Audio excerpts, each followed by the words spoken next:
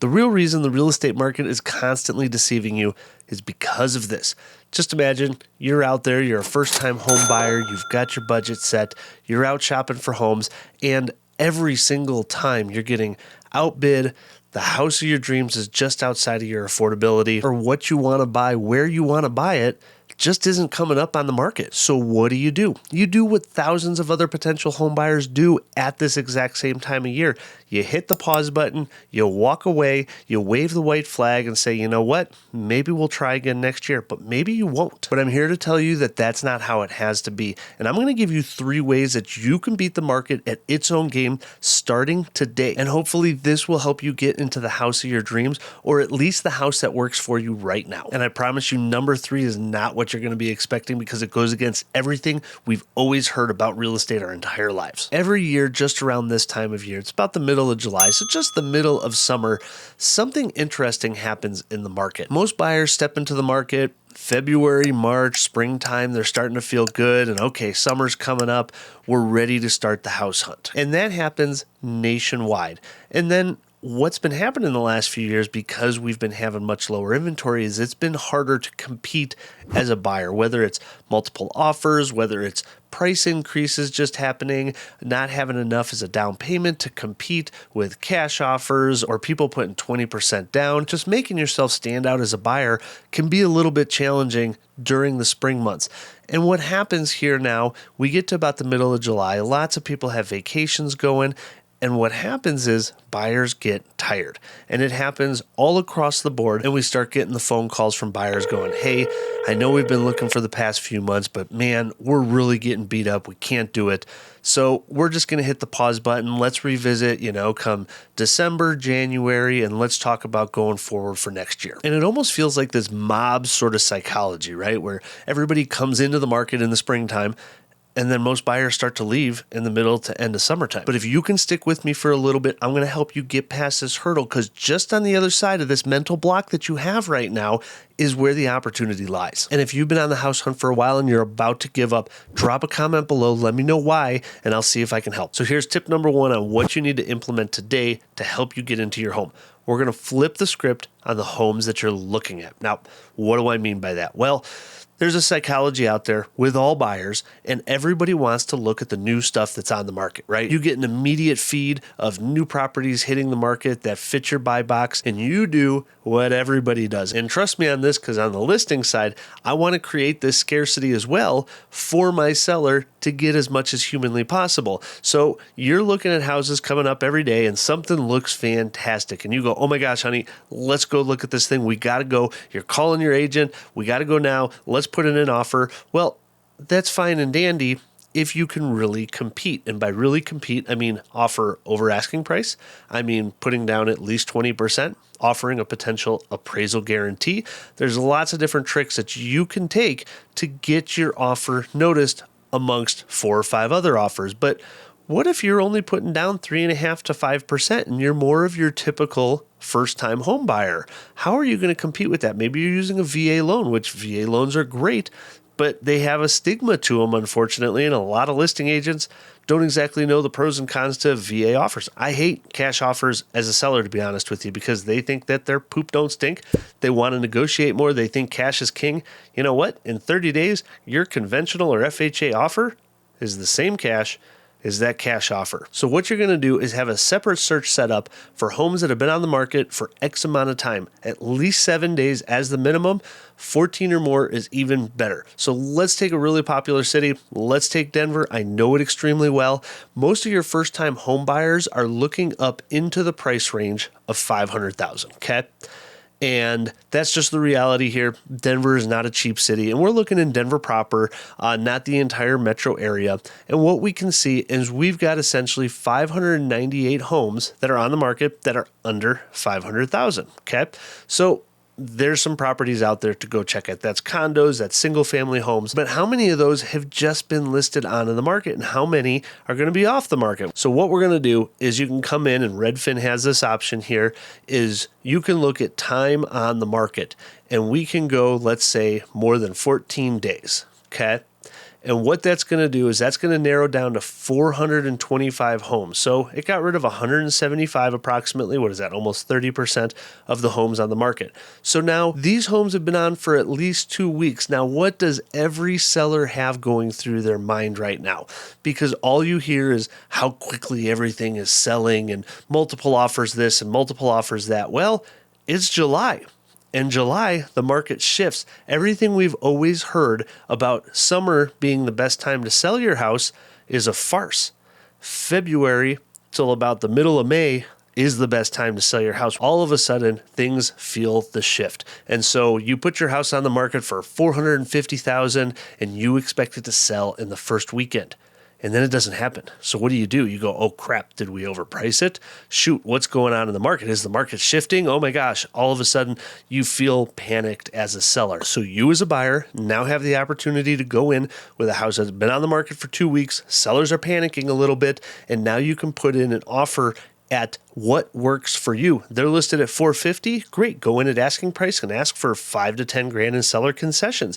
Get cash in your pocket back. That would normally be lender costs. Go in and offer $425. See if they counter. This is always step one that I take with my clients that are struggling to get into a home. This is actually a list that you can go out, look at houses on a weekend, and then talk about it and see if that's really the right house for you. Now, granted, I know I can hear you right now saying, but the home that we want just came on the market. Well, if you're constantly getting beat up, and you're not getting the home that you want anyways, what's the point at looking at all the stuff that just came on the market? About 25% of homes right now come back on the market after being under contract from falling out from financing conditions or inspection conditions. So just be a little bit patient and put yourself in the driver's seat. On to number 2, which is probably the least popular of the 3 options out there, is shopping under your budget and buying where you don't want to live. Now that seems fairly obvious to say, hey, if you're approved for up to $350, maybe you should be looking at houses in the $300 to $325 range. But the reason for that is, let's say you have 5% down. You've got your $15,000 that you want to put down on a house, but you're pushing it to be up to that $350 mark, and maybe it's competitive with where you're at. So you step it down a little bit and you start looking at houses in that $300 to $325 range that are still going to be competitive. But what you can do is take some of that additional cash that you no longer have to put down as a down payment and offer a few $1,000s above asking price. Maybe you can offer a little bit of an appraisal guarantee, but it just gives you a little bit of wiggle room to look at a house that's maybe listed at $325 and say, hey honey, let's go in at $330. Let's see what we can do. Let's give them an appraisal guarantee of $2,000, doing something to make your offer stand out, to make it look like, hey, this is the home that you want. Now, I list a lot of properties, and I can absolutely tell you that the conversation from your agent to the listing agent is extremely important, because when I have someone coming to me, I've got a lower end property, let's say in Denver in the 300s, there's going to be a lot of competition. There's going to be cash buyers, and then there's going to be some FHA, VA buyers. And those are the ones where the buyer's agent really has to step up and make their clients look as good as possible. And I love that. I can almost be guaranteed that that buyer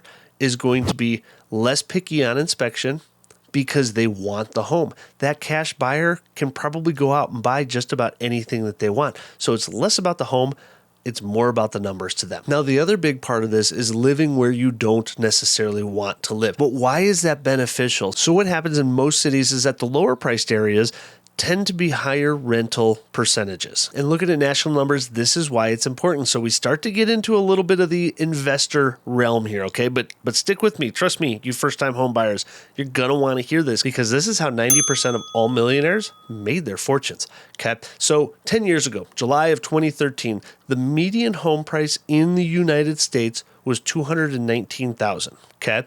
We fast forward 10 years, and the median home price in June of 2023 is $426,000, right? That's almost a $200,000 difference. That's $20,000 a year in appreciation. Now, I know it's compounding, so it's not exactly $20,000 a year for all you math nuts out there. So what that shakes down to is an appreciation rate of anywhere from 6 to 9% a year in most cities throughout the country. Maybe you just buy where you don't necessarily want to live, or live in the type of house that maybe isn't going to work for you in a few years, but you ride that appreciation. And in the next 3 to 5 years, your house is going to appreciate. Also, rents are going to appreciate. So if you have a mortgage payment of, say, $1,800 to $2,000 a month. Well, watch what the rental rates do. And as long as in a few years you can cash flow a few $100s more than what your mortgage payment is, it's time to move, right? Go on the house hunt. In the meantime, save up your money and then turn your first house into a rental. And while turning that property into a rental is going to keep making you cash flow every month, it's going to keep earning appreciation, and someone else is going to be paying down your mortgage. And if there's one tip that I can give anybody in their 20s or 30s is start now. Buy your first place, buy what you don't want, where you don't want, what you can afford, and just start, because in 5 to 10 years, I promise you, you'll thank me. Now on to number 3, which is the most fun one, and it's going to be the most controversial. And I'm going to tell you what everybody has told you cannot be done. And I'm going to tell you to time the market, okay? Now, everybody always tells us that you can't time the market. Now, if you look at the bigger scale, you're absolutely right. Real estate only drops in price like 4 times over the last 75 years. So no, you can't time the market expecting a real estate crash of a drop in 30, 40, 50% in prices. Like 2008 might only be a once in a lifetime event for most of us. But you can time the market year after year. Now, this ties into the buyer psychology and why I love my buyers in the fall and the winter time, okay? It may not be the sexiest time of year to be out house hunting, but look at the stats and just think of the success rate that you can have after looking at some of this information. So let's take a look at a city like Seattle here. In May of 2018, their peak was about 581.